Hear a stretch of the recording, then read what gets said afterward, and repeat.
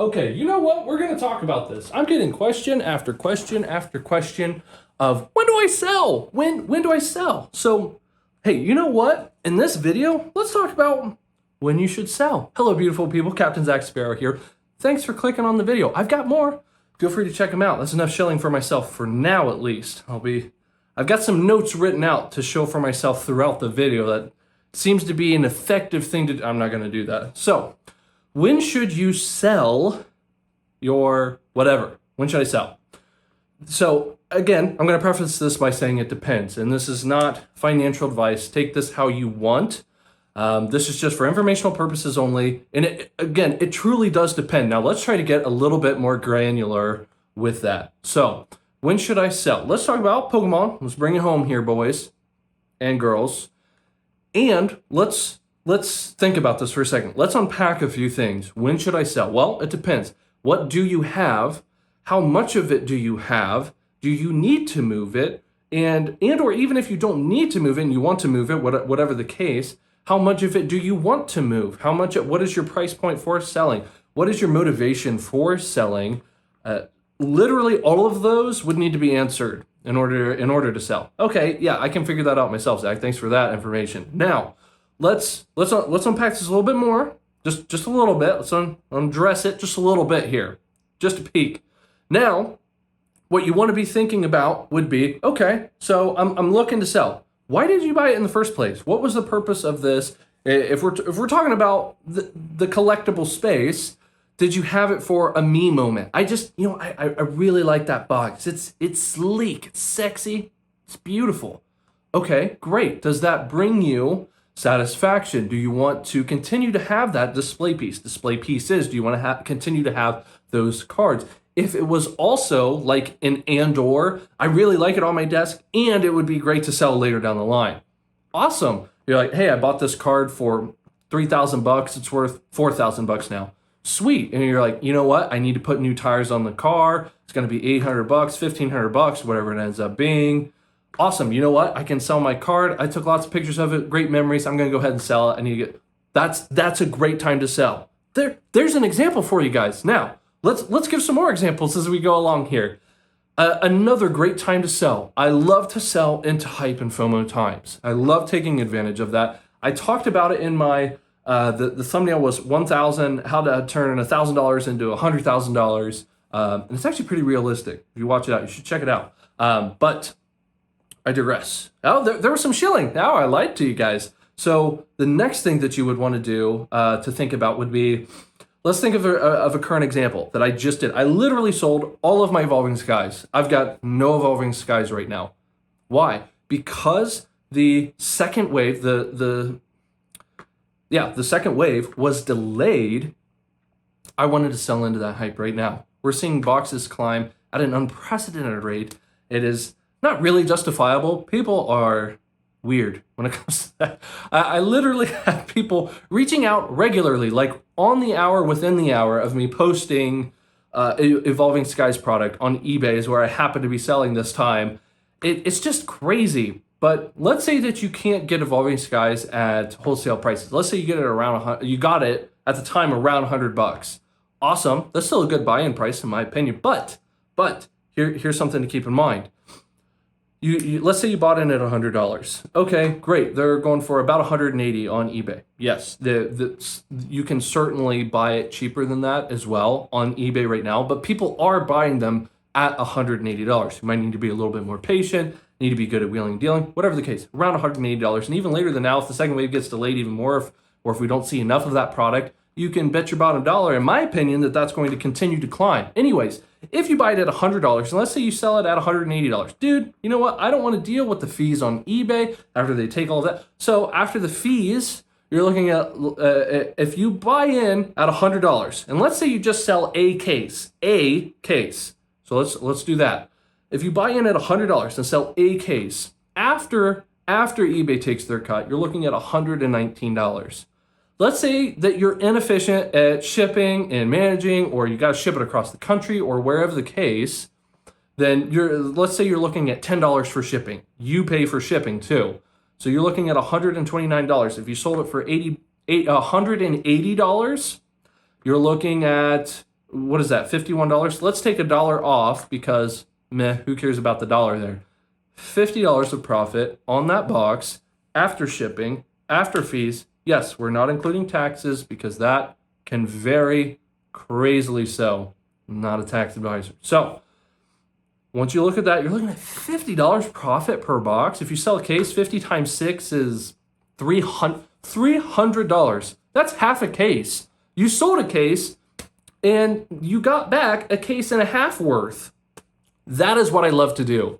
So sell into that hype, sell into that FOMO. Okay, whenever the second, third consecutive waves come out, or there's a giant wave or a reprint later, I'll buy in then. I can count on this or that, where you know what? I don't need to even have any Evolving Skies now. Instead of having, I don't know, $600 in a case of Evolving Skies, now I've got $900 to work with on buying in an older case, more established sets. And when I say more established, again, nothing is necessarily established, right? The Pokemon company is very young yet, even at 25 years old. So you can buy into older cards that you have seen historical significance, older sets, older cards, more modern sets, more modern cards. It doesn't even matter. Whatever it is that you believe is going to go up in the short, mid, long term, whatever your personal goals are, that's when I would sell to capitalize on that. You are taking on an opportunity cost during that time when you're just sitting on that Evolving Skies product. Guys, Evolving Skies is going to be in print the next couple of years. That's probably going to be dead money for you the next couple of years. I want to put that money to work for me, especially immediately.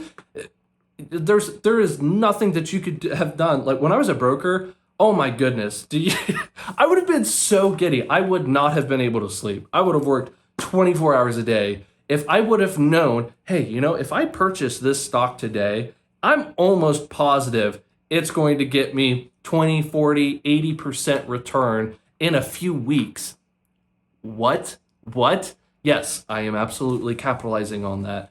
In my opinion, I think that's a prudent financial decision to make given the circumstances. And it's not cheating the system. The system is what the system is. There's always going to be new people jumping into the hobby, people who can't wait, people who want to open it up for whatever the reason. That's great. You sell it to them. They're happy. You're happy. You made some money. It depends how you want to look at things. But the fact of the matter is you're selling into that hype. You're selling into that FOMO. I can't stress that enough. People just don't seem to do that. Even long-term holders, I get where you're coming from. And a lot of people just can't see past the end of their nose when it comes to investing. When you really zoom out and you're like, okay, yeah, but even if I buy Evolving Skies boxes at $180 a box, in my opinion, I could totally see them being $500 a box 8 years from now. Fantastic. That's a great opinion to have. Capitalize on that then if that's what you believe. However, that doesn't refute what we were just talking about in that you're taking on an opportunity cost, in my opinion, for years. Evolving Skies is going to be in print for years. For years. I'm not expecting this kind of a price movement again, another launch like this again for Evolving Skies. I could be totally wrong on that. That's what I like to do. Historically, it's worked out great for me. It's worked out great for a lot of other people as well. And then you can take that $900 in this case and buy that older Pokemon card that you always wanted, that PSA 10 slab that has historical significance. You could take $900, do it a couple more times, sell some other sets, some other modern product while it's hot right now and you know it's still in print and you can get your hands on it fairly easily in the next year or two or whatever. And then take that profit and buy whatever that is that you were looking at before to make yourself happy, to improve your financial situation, to invest in the stock market, to put a down payment for a home, whatever the case. So there's always a reason to sell and there's always a reason to buy. Your why will vary. So that's why I say it depends. It depends, guys. It depends. So hopefully that helped you look at that at a little different way. Another thing I wanted to touch on real quick would be retention of that product. So in this case, Evolving Skies, any modern product that you're sitting on, any vintage product that you're sitting on, any slabs that you're sitting on, that takes space. If you lived in a cramped apartment, you've got a finite period of space. Even if you live in a big house, eventually you're going to have to think what to do with all of that product. If you're a serious, hardcore collector, You only have so much space to work with. Yes, even if you throw it in the back room, the boardroom, the washroom, the bathroom, the bedroom, the whatever room, that's going to take up space. And eventually, you're going to run out. Again, depending on how much product you buy. If you really are serious, that could happen. Now, you're going to have to think, okay, now I need to get a storage unit. Okay, now I need to think about insurance for that storage unit. And then now I need to think about insurance on my product within my home that's sitting in the basement. Why is your product in the basement where it could flood? Why is it in the attic where there are attic demons? You got to be careful where you're storing this stuff. And then you have to factor in insurance. Well, how much do I insure? Do I insure any of it at all? Do I insure a partial amount of it? And then be careful when you're looking at insurance. This is something that I used to sell. Was I would not, this is just my opinion, and I'm talking to me here, don't get a rider on your mortgage insurance or any other insurance company that you're working with currently. Don't put a rider on it for your collectibles unless that is a collectible insurance company. They're in that space, because if they are not, they are going to look back. I promise this.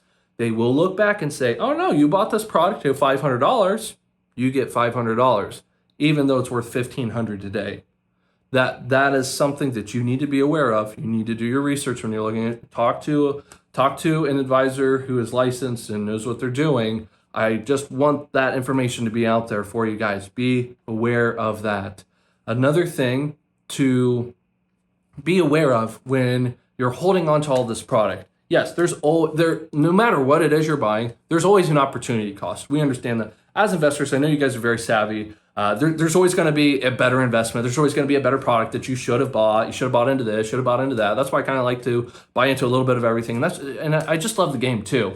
So if I was really being hyper efficient, I would be doing several things very different. So it's also for the love of the game too, which is, it's amazing. It's a win-win in that case. I'm making money. I get to see cool product. I get to make friends talk about this product, that product, flesh and blood product, whatever the case. So hopefully that makes sense. Whenever I talk out loud, like I've got this, I don't know, I have this in my mind. And I would sit down and talk to clients about this as well. I'm like, in my mind, I knew exactly what I was going to tell you, and it was going to sound so smart, so sophisticated, and you're just going to be like, wow, dude, that's amazing. And then I say it, and I'm like, wow, I'm like really dumb, aren't I? So hopefully, you guys got something out of this. I enjoy the heck out of making these videos for you guys. I just appreciate everything. I know I've gotten into several videos now, but I just am. I'm very thankful for you guys. Thank you so much for watching this video. If you are new around here, make sure you subscribe and watch another one of my videos. Thank you. And until next time.